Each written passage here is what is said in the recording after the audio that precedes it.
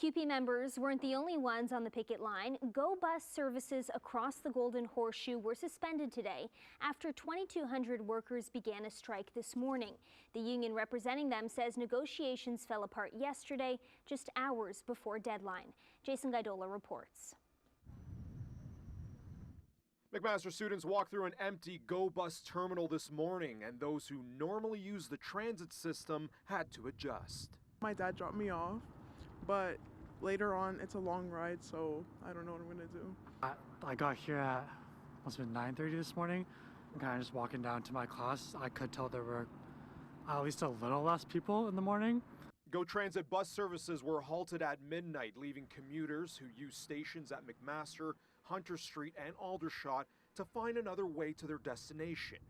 This following collapsed labor talks between Metrolinx and the union representing 2,200 bus operators, station attendants, and others. I've never been involved in a collective agreement that was so close yet so far. We were ready to make a deal.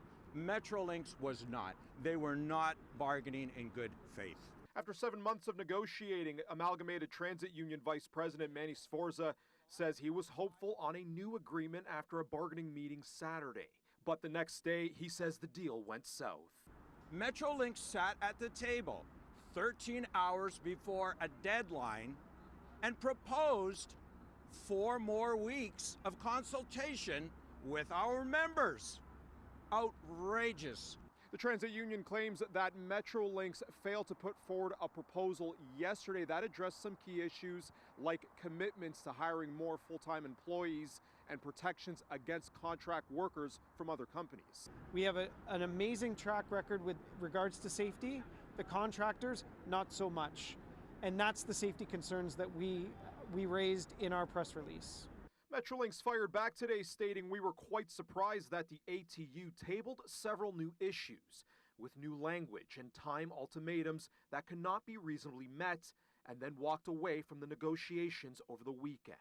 The transit company did not elaborate on the new language and ultimatums, but added it is bargaining in good faith, and the union declined talks for today. The strike comes after 55,000 education workers walked off the job Friday. Now we're looking at public employees going on strike, and you see the theme is the same all the way through, which is inflation.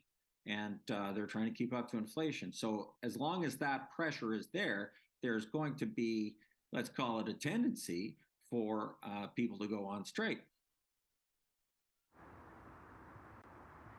Those 2,200 employees on strike have been working without a contract since June 1st. Its union says it plans to file a complaint with the Ministry of Labor accusing Metrolinx of not bargaining in good faith.